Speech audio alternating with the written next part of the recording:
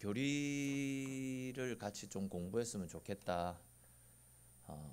교리 말씀을 좀 전해달라고 말씀하시는 분들이 의외로 조금 많이 계셨습니다. 그래서 타이밍을 찾고 찾다가 빌리버스 말씀을 이제 다 마치고 이제 오후 시간부터 해서 웨스트민스터 소요리 문답을 공부하려고 합니다. 먼저 이 웨스트민스터 소요리 문답, 이 소요리 문답이 이 교리가 생겨나게 된 배경에 대해서 잠시 말씀을 드리면, 옛날 17세기경 영국에서 왕권을 강화해야 된다라고 주장을 했던 왕당파와 또 그 왕권에 맞서 가지고 의회가 중심이 된 정치를 펼쳐야 된다라는 이 의회파의 갈등과 충돌로 인해서 툭하면 정치적으로 또 사회적으로 큰 혼란을 겪고 있었습니다. 그런데 이러한 때에 기독교인들이 중심이 된 의회파에서 이런 국가적인 혼란을 극복하고 나라를 안정적으로 세워가기 위해서 필요한 것은 정치력이나 경제력, 우리의 힘이 아니라 절대적으로 하나님의 말씀이다. 다시금 우리가 하나님 말씀 앞에 되돌아갈 때에 그 말씀으로 나라가 하나됨을 이룰 수 있다라고 외치면서 말씀을 근거로 해서 우리의 신앙을 온전히 세워갈 수 있는 신앙 고백서를 만들자라고 주장을 했습니다. 그래서 이제 영국의 웨스트민스터 사원에서 150명 정도의 학자를 비롯한 사정관들이 함께 모여가지고 성경에 근거한 신앙 고백서, 교리책을 만들게 되었는데 그것이 바로 이 웨스트민스터 신앙 고백서라고 할 수 있습니다. 여기에 이제 웨스트민스터 신앙 고백서 소요리 문답, 여기에서 이야기하는 이 요리 문답이라는 말은 우리가 알고 있는 중요한 말씀들을 요약해서 정리했다라는 뜻에서 요리라고 하는 것이고, 그리고 그 내용들을 묻고 답하는 방식으로 가르치기 때문에 요리 문답 이렇게 부릅니다. 그리고 이제 이 소요리라고 말하는 것은 작은 분량이라는 뜻입니다. 이 말은 소요리가 있으니까 큰 분량의 대요리도 있다라는 이야기 아니겠습니까? 이제 상식선에서 알아두면 좋은 게 대요리 문답은 196개의 질문과 답으로 구성이 되어져 있고, 우리가 살펴보게 될 이 소요리 문답은 107개의 질문과 답으로 되어 있습니다. 우리는 대요리는 기회가 있을지 모르겠는데 다음에 한번 기회가 되면 살피고 소요리 문답만을 가지고 함께 공부를 해보겠습니다. 우리가 오늘부터 이제 소요리 문답을 공부한다라고 말씀을 드렸는데, 그럼 왜 우리가 이 교리 공부를 해야 됩니까? 라는 질문을 던질 수 있겠다 싶은데, 그 이유에 대해서 잠시 말씀을 드리면, 앞에서 이제 제가 교리라는 것은 성경에 기록되어져 있는 중요한 핵심들을 압축해 놓은 것이다. 교리는 성경에 기록되어져 있는 다양한 말씀들을 압축한 것이다 라는 말씀을 드렸습니다. 이제 아시겠지만 성경에 기록된 말씀들이 워낙 방대합니다. 또 어렵습니다. 그렇기 때문에 말씀을 제대로 이해하고 공부하는 데 어려움이 있습니다. 또한 그것을 이용해서 말씀이 어렵기 때문에, 복잡하기 때문에 그것을 이용해서 말씀을 왜곡하고 또 잘못된 말씀을 가르쳐서 성도들을 죽음의 길로 이끌어가는 이단들, 거짓 교사들이 굉장히 많이 있었습니다. 이런 현실 속에서 교리를 통해서 참된 하나님의 말씀을 가르침을 통해 우리를 향하신 하나님의 뜻이 무엇인지를 제대로 알고 또 그 말씀을 바탕으로 우리의 신앙을 지켜나가기 위한 목적으로 우리는 교리 공부를 반드시 해야만 하는 겁니다. 그렇기 때문에 우리도 성경에서 말씀하고 있는 이 핵심적인 내용들을 제대로 알고, 또 말세의 때에 우리를 공격해 들어오는 수많은 이단들, 또 세상 거짓 종교들로부터 우리의 영혼을 지키기 위한 목적에서 교리 공부는 선택이 아니라 필수라고 할 수 있습니다. 우리가 이 교리 공부를 얼마나 오랫동안 하게 될지는 잘 모르겠지만 반드시 좀 기억해야 되는 것이, 교리 공부가 아마 좀 딱딱할 수도 있겠다 싶습니다. 또 힘들 수도 있을 것 같다 싶습니다.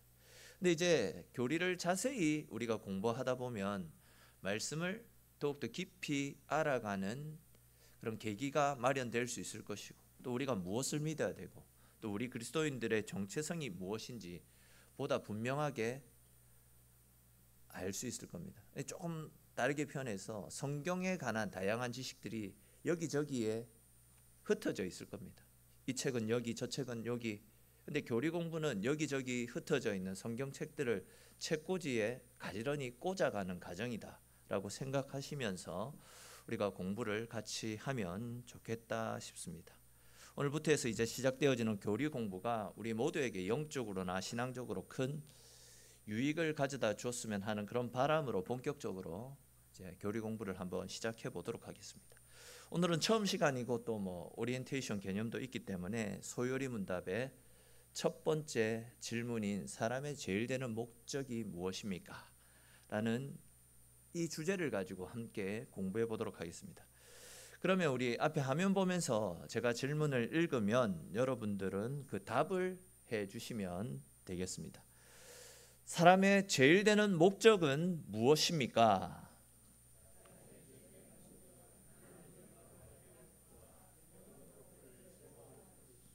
아멘. 그렇습니다. 우리 같이 읽었듯이 우리의 제일 되는 목적은 하나님을 영화롭게 하고 영원토록 그분을 즐거워하는 것. 그것이 우리의 제일 되는 목적입니다. 또 그런 삶을 살아야 됩니다. 우리 창세기 2장 7절에 기록된 말씀 같이 한번 읽어봅시다. 창세기 2장 7절 말씀 같이 읽겠습니다. 여호와 하나님이 땅의 흙으로 사람을 지으시고 생명이 되니라. 아멘. 자, 이 말씀을 보시면 하나님이 우리를 창조하셨다라고 말씀하고 있습니다. 그리고 또 우리가 알고 있듯이 우리는 하나님의 형상을 따라 지음받았습니다. 그러니까 하나님은 당신이 지으신, 당신의 형상을 따라 지으신 우리 인간들이 하나님과 교제하면서 하나님 뜻대로 하나님께 영광 돌리는 삶을 살기를 원하십니다. 물론 하나님께 영광 돌릴 존재가 없어서, 하나님께 영광 돌릴 존재가 없어가지고 사람을 지으신 것이 아닙니다. 하나님께서는 영원토록 당신 스스로도 영광을 받으실 수 있는 존귀하신 분입니다. 단 우리가 하나님께 찬송을 드리지 않는다라고 한다면 예수님께서 말씀하셨던 대로 하나님은 돌들을 명하여서라도 그 돌들을 통해서도 찬송과 존귀와 영광을 받을 수 있는 가장 높고 가장 존귀하신 분이십니다.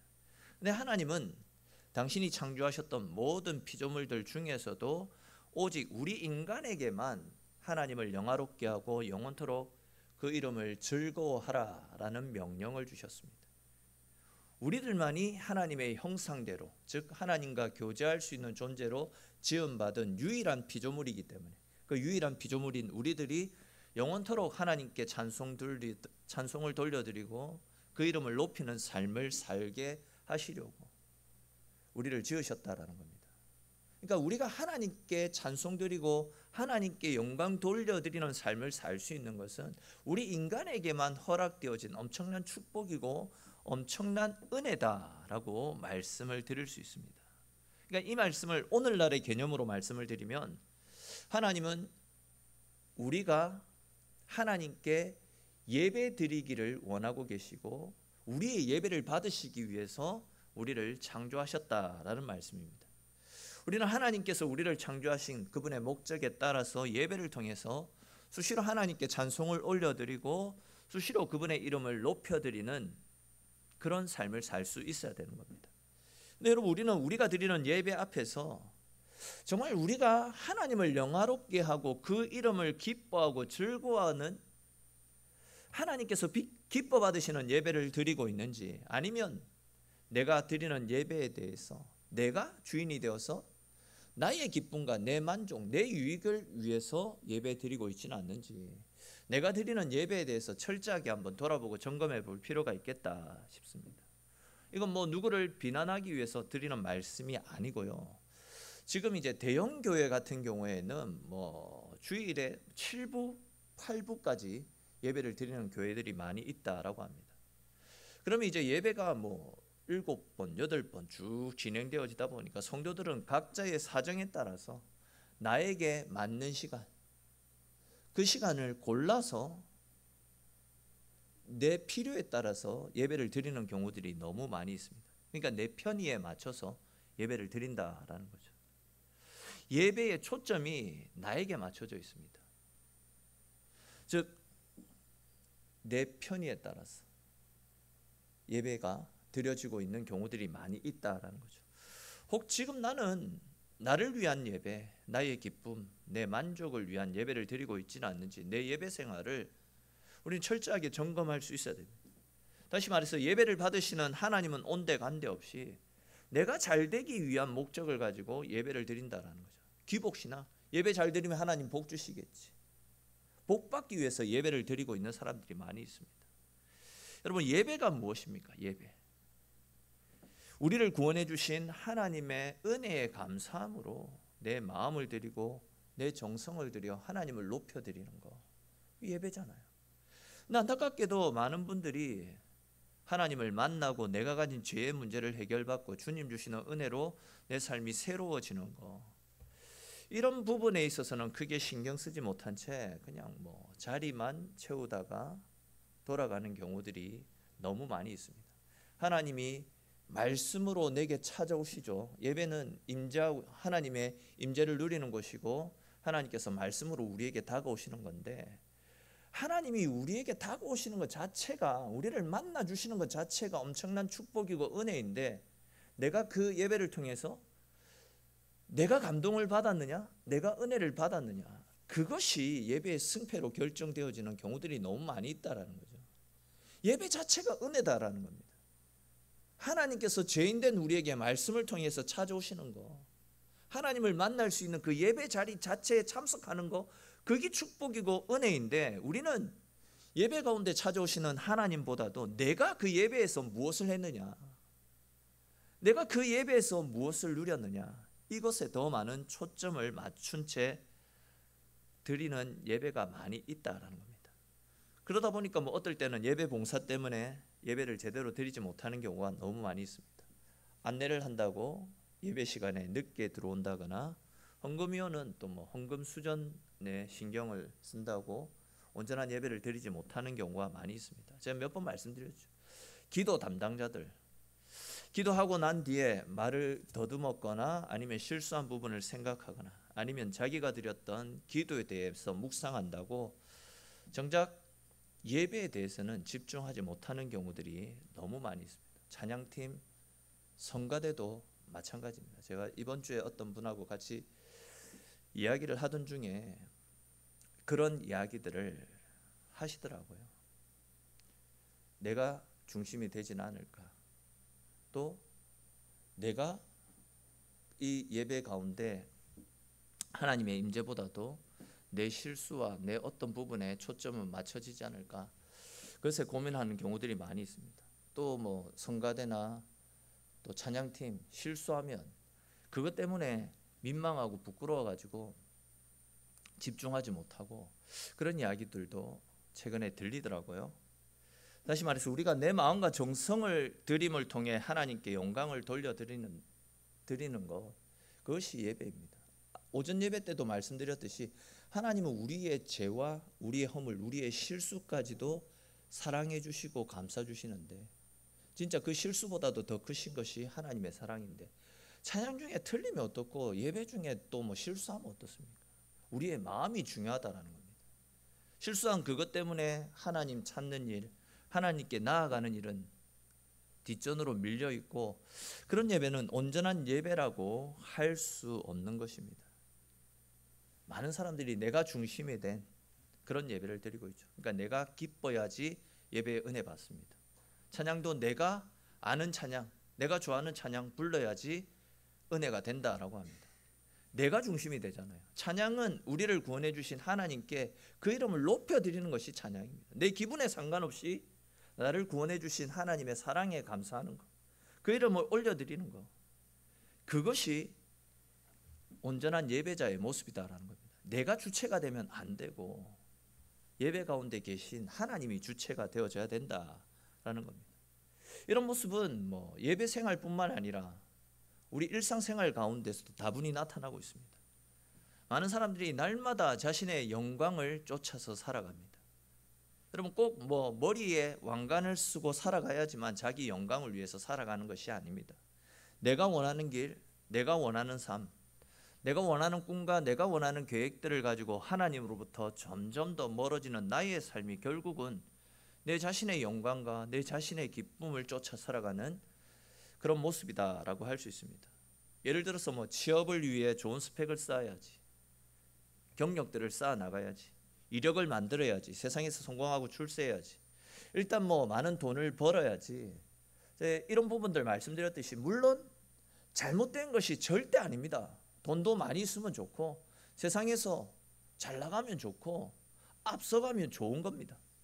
잘 아시는 것처럼 이런 삶을 살아간다고 하나님을 등진 채 하나님으로부터 멀어지는 것, 그것이 바로 자신의 영광을 위해서 살아가는 삶의 모습이다 라고 말씀드릴 수 있지 않겠습니까? 그리스도인이라고 한다면 항상 내가 어떻게 하면 하나님의 영광을 위한 삶을 살 수 있을까? 어떻게 하면 내가 하나님께서 기뻐하시는 삶을 살 수 있을까? 이것을 고민하고 살아가야 된다라는 겁니다. 과연 여러분, 나는 무엇 때문에 즐거워하고 내가 주로 사용하는 시간들은 무엇을 위해서 사용하고 있습니까? 돈을 버는 일입니까? 아니면 내 육신의 정욕, 내 쾌락, 내 만족, 나의 미래만을 위해서 나의 시간과 나의 물질을 투자하고 있지는 않습니까? 하나님의 자녀라면 하나님의 자녀답게 언제나 하나님을 가까이 하는 일, 즉 예배를 드리고 찬양을 듣고 말씀을 듣고 묵상하며 하나님 뜻대로 행하는 일에 우리의 시간, 우리의 마음, 우리의 물질과 우리의 정성을 쏟아 부을 수 있기를 바랍니다. 여러분, 지금 우리가 하나님께 드리고 있는 예배는 어떤 예배인지 스스로 자기 예배 생활을 한번 점검해 볼 수 있었으면 좋겠습니다. 예배를 통해서 하나님의 임재를 체험하고 진정한 회개와 죄사함의 은총, 또한 하나님께서 공급해 주시는 새 힘을 공급받고 있습니까? 아니면 예배당 자리만 채우다가 내가 기쁨의 은혜 받고 내가 그렇게 은혜 받지 않으면 하나님의 임재도 누리지 못하고 그런 예배를 드리고 있지는 않습니까?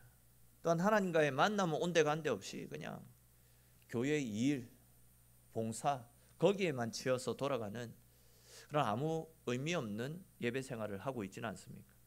그 어떤 것보다도 예배는 영과 진리로 하나님께 내 마음을 드림으로써 하나님과의 만남을 이루어 가야 됩니다. 예배를 통해서 내 속에 고여있는 시커먼 죄, 내 속에 있는 허물들을 밖으로 흘려보내고 성령께서 우리 가운데 부어주시는 새 힘을 공급받는 것, 즉 이곳에 임재해 계신 하나님을 만나 하나님으로 충만한 은혜를 내 삶에 머금고 그 은혜를 밖으로 나가서 흘려보내는 삶, 그런 삶을 살 수 있어야 되는 거죠. 그것이 결국은 하나님께 영광 돌리는 삶의 모습이다 할 수 있습니다. 저와 여러분들 모두가 영과 진리로 예배 드리심을 통해서 날마다 예배를 통해서 하나님이 공급해 주시는 새 힘을 공급받고 그 힘으로 세상 가운데 나아가 하나님의 사랑을, 하나님의 영광을 나타내며 날마다 승리하는 주님께 붙들린 삶을 살아가시는 저와 여러분들의 삶이 될 수 있기를 주님의 이름으로 축원합니다. 잘 아시는 것처럼 다윗은 시편 말씀의 절반 이상을 기록했습니다. 그 말씀을 읽어보면요, 다윗의 삶이 얼마나 하나님을 즐거워하는 삶을 살았는지 우리가 엿볼 수 있지 않습니까? 다윗은 자기가 가장 높은 왕의 자리에 앉아 있었기 때문에, 또한 많은 소유를 가지고 있고 많은 군사와 신하들을 보유하고 있었기 때문에 즐거워했던 것이 아닙니다. 다윗이 기뻐했던 이유가, 다윗이 즐거워하는 삶을 살았던 이유가 무엇이었습니까? 시편 23편에 나타나고 있는 것처럼 여호와가 나의 목자 되어 주시기 때문에, 하나님이 내 삶의 인도자가 되어 주시기 때문에, 그것 때문에 다윗은 항상 감사하고 기뻐하는 삶을 살았습니다. 즉 자신이 주님의 양이 되어서 주의 돌보심을 받으며 살아가는 것, 내가 어떤 상황 가운데 있을지라도 주님이 나와 동행하시며 나를 지켜주신다는 그 확신 때문에 감사하고 기뻐하고 즐거워하는 삶을 살았습니다. 아시듯이 다윗도 도망자의 삶을 얼마나 오랫동안 살았습니까? 목숨의 위협도 얼마나 많이 받았습니까? 굶주림을 얼마나 또 오랫동안 당했습니까? 7년간이나 도망자의 삶을 살았습니다. 왕이 되고 난 이후에도 또 아들의 반란으로 인해서 도망자의 삶을 살았지 않았습니까? 상황만 보면 절망 한숨밖에 나오지 않습니다. 근데 다윗은 자기가 절망적인 상황 가운데 있을 때에도 하나님이 동행하고 계시다, 하나님이 그 어둠에서 절망의 늪에서 나를 건져주실 것이다 라는 확신이 있었기 때문에 어떤 상황에 놓여 있더라도 좌절하거나 낙심하기보다도 그럼에도 불구하고 항상 감사하고 항상 기뻐하는 삶을 살지 않았습니까? 그리고 그런 마음을 담아서 여호와는 나의 목자시니 내게 부족함이 없으리로다 라는 그런 고백을 드릴 수 있었던 겁니다. 다윗의 이러한 고백처럼 우리들도 우리의 목자 되시는 예수님으로 인해서 감사하고 예수님으로 인해서 기뻐하는 삶을 살 수 있기를 바랍니다. 그것이 우리의 삶의 이유가 되어지고 또한 그런 기뻐하고 감사하는 삶을 밖으로 믿지 않는 사람들에게 흘려보내는 삶, 그것이 우리의 본분이 되어져야 된다라는 겁니다. 그렇습니다. 여러분, 우리는 온전히 하나님만으로 감사하고 기뻐해야 됩니다. 우리 인류 최초의 인류였던 아담과 하와가 범한 죄가 무엇입니까? 자기들이 하나님처럼 되려고 했던 겁니다. 그들은 뱀에게 속았습니다. 하나님 분명히 선악과를 먹으면 너희가 정령 죽을 것이다, 반드시 죽을 것이다 분명히 말씀하셨는데 사탄은 뭐라고 합니까? 아니다, 너희가 그것을 먹으면 하나님처럼 될까 봐 하나님이 겁이 나서 너희 보고 그것을 먹지 말라고 했다, 그러니 속히 한번 먹어봐라, 그렇게 하와를 유혹하지 않았습니까? 하나님께 영광을 돌려야 되는 것이 우리 인간의 본분인데 사탄에게 속은 우리 인간들은 오히려 하나님처럼 되려고 하는, 내가 내 삶의 주인이 되려고 하는 그런 욕심 때문에 하나님의 심판 아래 놓이게 되는 겁니다. 그런 욕심 때문에 하나님과 멀어지고 우리의 본분을 망각한 채 온전히 내 만족, 내 기쁨, 세상에서 누리는 그런 쾌락, 그것만을 쫓아서 살아가게 되는 것이죠. 지금도 세상 사람들은 하나님께 영광을 돌리며 하나님으로 인해 영원토록 즐거워하는 삶을 살아야 되는데도 불구하고 하나님은 온데간데 없습니다. 오롯이 자신의 즐거움, 자신의 유익만을 쫓아 살지 않습니까? 즉 내가 즐겁기 위해서 노래를 부릅니다. 그리고 나의 만족을 위해서 운동을 하고 쇼핑을 하고 이런저런 곳을 여행 다니며 생활하고 있습니다. 심지어 겁도 없이 하나님을 저주하고 주의 핏값으로 세운 교회와 성도들을 비난하고 욕합니다. 근데 이제 지금 우리가 새벽 시간에 살펴보고 있는 요한계시록 말씀을 보십시오. 세상 사람들이 보기 좋은, 자기 눈에 보기 좋은 것을 쫓아서, 또한 당장 내 앞에 이익을 가져다 주는 일을 쫓아서, 또한 이 세상에서의 삶이 풍요로운 것을 좋아해서 그것을 쫓아서 살아가게 되면 결국 하나님의 진노와 심판 아래 떨어지지 않습니까? 이 세상에서는 뭐 잘 먹고 잘 살 수 있을지 모르겠지만 마지막 심판날 우리가 추구하며 살아가는 것들은 한순간에 다 무너지고 결국 하나님의 진노와 심판만 불러올 뿐입니다. 이처럼 세상을 창조하신 하나님을 멀리하고 하나님과 상관없는 삶을 살아가는 것은 결국 하나님과 원수되는 일입니다.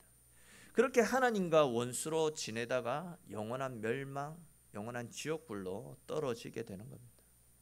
어쩌면 뭐 1시간 또 한 달 뒤에, 하루 뒤에 사망으로 떨어질지도 모르는 것이 우리 인생들인데 육신의 즐거움만을 쫓아서 쇼핑을 다니고 친구들 만나고 문화생활하고 자기 개발을 하며 살아갑니다. 그러나 여러분, 그 모든 활동 속에 하나님이 없다라고 한다면, 즉 하나님께 영광 돌리고 영원토록 그분을 즐거워하는 삶을 살지 않고 그 중심에 내가 들어가 있고 나의 기쁨, 나의 만족만을 쫓아서 살아가는 삶을 산다라고 한다면 그 인생의 결국 비참하고 불쌍한 인생에 지나지 않습니다. 그럼 웨스트민스터 소요리 문답 제1문은 사람의 제일 되는 목적이 무엇입니까? 라는 질문으로 시작되어지는데, 결국 사람의 제일 되는 목적이 무엇입니까? 라는 이 질문이 우리에게 요구하는 것이 무엇이겠습니까? 앞에서 말씀드린 대로 사람들이 이렇게 하나님을 떠나서 하나님과 대적하며 심판과 멸망 가운데로 걸어가고 있기 때문에 더 이상 그런 길로 걸어가지 말라라고 우리를 말리기 위해서 이런 질문을 던지는 것 아닙니까? 영국 의회 말씀을 드렸습니다. 툭하면 싸웁니다. 툭하면 싸웁니다. 하나님의 영광을 위해서 창조된 우리는 싸울 것이 아니라 우리가 하나 되어서 하나님의 영광을 위한 삶을 살아가야 된다. 그것을 가르쳐 주기 위해서 이런 질문을 던지고 있다라는 겁니다. 오늘 이 질문, 사람의 제일 되는 목적은 무엇입니까? 라는 이 질문은 우리 믿는 사람들 뿐만이 아니라 세상에 살아가고 있는 모든 사람들에게 주어지는 질문이다 라고 할 수 있습니다. 우리 한 번씩 왜 사느냐라는 질문을 받을 때가 있습니다. 왜 사느냐, 무엇을 위해서 사느냐. 오늘 많은 사람들은 태어났으니까 산다, 먹기 위해서 산다. 삶의 이유를 정확하게 알지 못하기 때문에 이런 어영부영 그런 답을 해대기도 합니다. 명확한 답을 제시하지 못합니다. 물론 개 중에는 철학적이고 심오한 대답을 하는 사람들도 분명히 있을 것입니다. 근데 우리 그리스도인들은 이 질문에 대한 명확한 답을 가지고 있어야 됩니다. 저는 하나님 때문에 살아갑니다. 그분 앞에 예배 드리기 위해서 영원토록 나를 구원해 주신 하나님께 감사와 영광을 올려드리기 위해서 나는 오늘도 살아가고 있습니다 라는 그런 대답을 할 수 있어야 된다는 거죠. 만약 우리가 살아가는 이러한 분명한 이유가 없다라고 한다면 그것은 우리가 잘못된 신앙생활을 하고 있다라는 증거입니다. 그렇습니다. 여러분, 우리들이 살아가는 이유는 내 삶을 통해서 우리를 구원해 주신 하나님께 감사하기 위해서, 그 하나님을 영원토록 즐거워하며 그분의 이름을 높여드리는 삶을 살아가야 됩니다. 내가 공부를 해야 되는 이유도 하나님께 영광을 돌리기 위해서고, 내가 돈을 벌어야 되는 이유도 하나님께 영광을 돌리기 위해서입니다. 내가 직장 생활하는 것도 단순히 내 미래를, 나의 또 재정적인 상황을 넉넉하게 하기 위해서가 아니라 내가 다니는 직장을 하나님 나라로, 믿지 않는 사람들을 하나님 앞으로 인도하여서 결국 하나님의 영광을 나타내는 그 일들을 위해서 직장 생활을 해야 된다라는 겁니다. 우리는 사도 바울의 고백처럼, 오늘 읽었던 그 사도 바울의 고백처럼 사나 죽으나 온전히 하나님의 영광을 드러내는 삶을 살 수 있어야 됩니다. 다시 말해서 사나 죽으나 주님의 영광을 위한 삶을 살아가는 것이 우리 성도의 마땅한 본분이고, 그렇게 우리가 주님께 영광 돌리는 삶을 살아가게 될 때 그런 인생을 주님께서 높여주시고 그런 인생을 하나님께서 복 주시고 은혜를 부어주시는 것입니다. 우리가 살아가는 우리 인생의 제일 되는 목적은 하나님을 영원토록 즐거워하고 그 이름을 기뻐하고 영광 돌리는 일, 그것이 우리 인간에게 주어진 마땅한 삶의 목적이다라는 사실을 다시금 우리의 마음에 되새기면서 사나 죽으나 언제나 주의 영광을 위한 삶, 주의 이름을 세상 가운데 알리고 전하는 그 거룩한 일들에 우리 모두가 귀하게 쓰임받고 그 뜻대로 오늘도 주의 영광을 위해서 열심을 내며 살아가시는 저와 여러분들의 삶이 될 수 있기를 주님의 이름으로 축원합니다. 우리 오늘 함께 나눈 이 말씀들을 생각하면서 같이 한번 기도드렸으면 좋겠습니다. 우리 인간의 제일 되는 목적은 영원토록 하나님을 즐거워하고 그 이름을 기뻐하는 것, 그 이름을 드러내는 것, 그것이 우리의 제일 되는 목적인데, 나는 과연 어떤 삶을 살고 있는지, 나는 무엇 때문에 살아가고 있고 내 인생의 목적은 무엇인지 우리 오늘 이 말씀 앞에 우리 삶을 한번 비춰 보시고, 하나님 뜻대로 살지 못하고, 즉 하나님이 중심에 계시지 못하고 내 만족, 내 기쁨, 내 영광을 위해서 살고 있다면 그런 죄악된 길에서 돌아서서 하나님 뜻대로 하나님 영광을 위해서 살아가는 우리의 삶이 될 수 있게 해달라고 또 우리 각자에게 주신 말씀을 따라 하나님 앞에 같이 기도드리겠습니다.